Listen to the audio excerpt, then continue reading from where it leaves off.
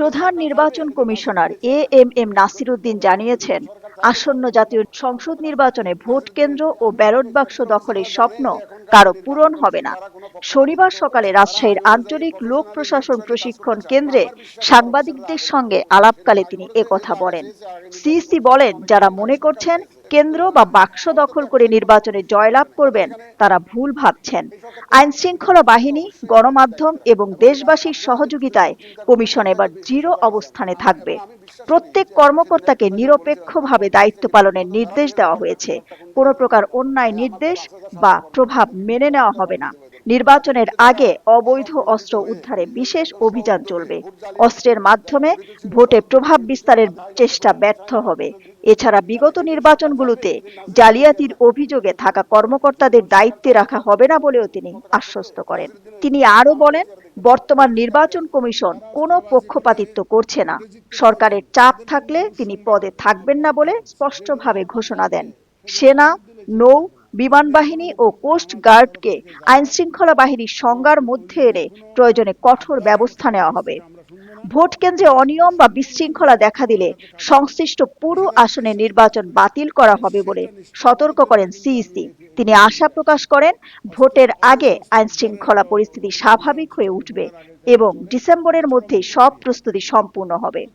রাজনৈতিক দলের অংশগ্রহণ প্রসঙ্গে তিনি বলেন, সময়ই বলে দেবে সব দল নির্বাচনে আসবে কিনা। তবে তিনি বিশ্বাস করেন, রাজনৈতিক দলগুলো দেশের স্বার্থে সিদ্ধান্ত নেবে। পরে রাজশাহী অঞ্চলে নির্বাচন কর্মকর্তাদের সঙ্গে নির্বাচনী প্রস্তুতি নিয়ে মতবিনিময় করেন সিইসি। যারা অস্ত্রবাজি করে ভোটে জিততে চাইবেন তাদের জন্য দুঃসংবাদ অপেক্ষা করছে। যেদিন সরকার চাইবে সেদিন নাসির উদ্দিন এই চেয়ারে থাকবে না। অন্যায় কোনো হুকুম আমাদের তরফ থেকে যাবে না এবং অন্যায় কোনো আবদার কারো কাছ থেকে আমরা শুনবো না। আমরা একদম সম্পূর্ণ নিরপেক্ষভাবে যাতে কাজ করি, পেশাদারিত্বের সাথে কাজ করি, সেইটা নিশ্চিত করার জন্য কিন্তু আমি এই ফিল্ড ভিজিটে আসছি। অবৈধ অস্ত্র উদ্ধারের একটা অভিযান চলবে ভোটের আগে, এটা চলে, এটা চলমান প্রক্রিয়া, এখনও চলছে। এটা কিন্তু প্রক্রিয়া দিন, এটা কিন্তু চলমান প্রক্রিয়ায় অংশ। ভোটের আগে তো এটা জোরে সোরে চলবে। যারা অস্ত্রবাজি করার নিয়ত করেছেন, আপনাদের জন্য অত্যন্ত দুঃসংবাদ। যারা অস্ত্রবাজি করে ভোটে জিততে চাইবেন তাদের জন্য দুঃসংবাদ অপেক্ষা করছে। সুতরাং অস্ত্র উদ্ধারের একটা অভিযান চলবে এবং ফিল্ড লেভেলে অ্যাডজাস্টমেন্ট, যেটা অফিসারদের লেভেলে যে অ্যাডজাস্টমেন্ট, প্রশাসন থেকে আরম্ভ করে পুলিশ এবং আমাদের নির্বাচন কমিশনের সেই অ্যাডজাস্টমেন্ট, এটাও একটা চলমান প্রক্রিয়া এবং ভোটকে সামনে রেখে আমরা কিন্তু এই অ্যাডজাস্টমেন্টগুলো করছি। ইনশাল্লাহ আপনাদের সহযোগিতা নিয়ে, দেশবাসীর সহযোগিতা নিয়ে আমরা যে প্রতিশ্রুতি জাতিকে দিয়েছি, মাননীয় প্রধান উপদেষ্টা যে প্রতিশ্রুতি জাতিকে দিয়েছেন, সেটা ইনশাল্লাহ আমরা অর্জন করব। এই ব্যাপারে আমি একদম কনফিডেন্ট। রোডম্যাপ মোটামুটি আমাদের খসড়া হয়েছে। আমি আজকে সকালেও টেলিফোনে খোঁজখবর নিই। আমাদের তো সার্বক্ষণিক চলে অফিস।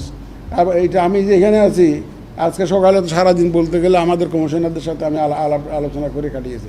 তো আমরা চেষ্টা করব যদি পারা যায় এটা। কারণ রোববার দিন আবার আমাদের যে সীমানা নির্ধারণের ব্যাপারে শুনানির বিষয় আছে, তারপরেও চেষ্টা করবো এটা রুটম্যাপ। আপনারা রুটম্যাপ বলেন, রুটম্যাপ বললে অনেকে আবার sensitive to this particular word. আমরা রুটম্যাপ বলবো না, আমরা এটা আমাদের কর্মপরিকল্পনা। এটা একটা আমাদের কর্মপরিকল্পনা যে আমরা কিভাবে কোন কাজটা কোন সময় শেষ করব, এরকম একটা প্ল্যানিং। এই কর্মপরিকল্পনাটাকে অনেকে রুটম্যাপ বলতে চায়। আমরা যদি ফেব্রুয়ারিতে যখন ইলেকশন হবে, ফেব্রুয়ারির প্রথমার্ধে আগামী বছরের, তাহলে আমাদের তো বিভিন্ন কাজগুলো কোনটা কখন না, এটা একটা অনুমান ভিত্তিক। এটা একদম এর আগেও শেষ হতে পারে, 2-4 দিন দেরিও হতে পারে, কিন্তু এটা আমাদের যেটা টার্গেট টাইমলাইন, ওটাকে আপনারা রুটম্যাপ বলছেন। আমি কিন্তু আমার মুখ দিয়ে রুটম্যাপ আমি কোনো সময় বলি না। এটা আমাদের একটা কর্মপরিকল্পনা। এটা আমরা চেষ্টা করব যে আগামী সপ্তাহের মধ্যে এটা একবার ঘোষণা করতে চেষ্টা করবো ইনশাল্লাহ। এটা আমরা কমিশন মিটিংয়ে এটা অ্যাপ্রুভ করি। আমি গেলে তখন এটা কমিশন মিটিংয়ে প্লেস হবে। ওই যেহেতু একটা ওই শুনানির একটা বিষয় আছে, তো এই যে সীমানা নির্ধারণ নিয়ে, সেজন্য একটু চিন্তায় আছে। আমি গিয়ে তো ইনশাল্লাহ আশা করি আগামী এই সপ্তাহের মধ্যে ইনশাল্লাহ এটা হয়তো।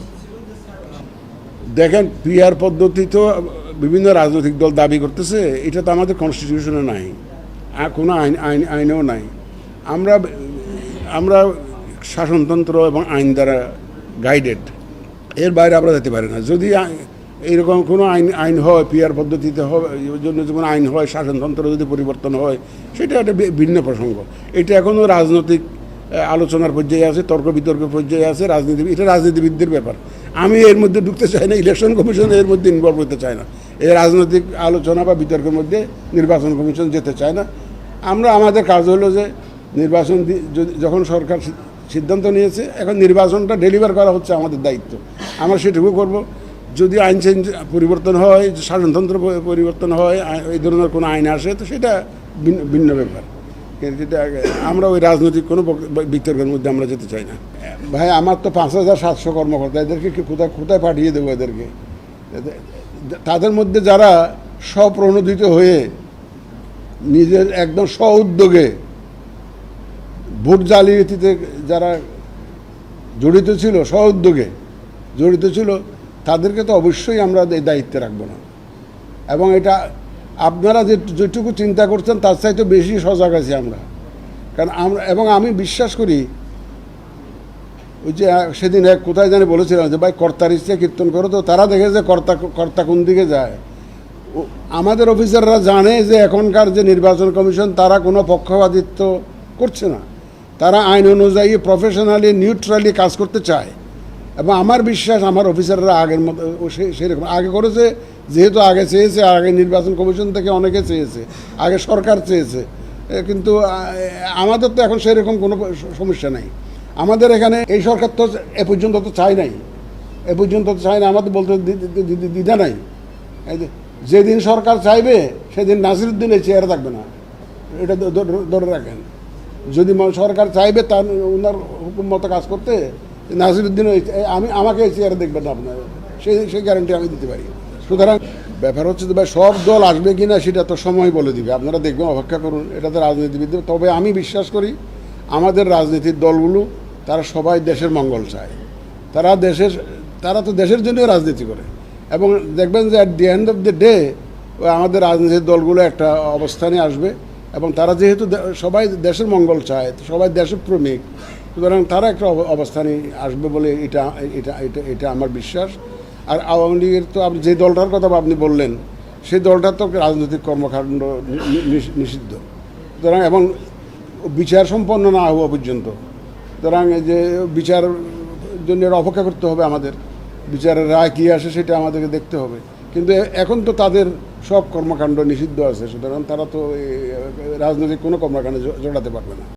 দিলরুবা খান, দৈনিক আর নিউজ।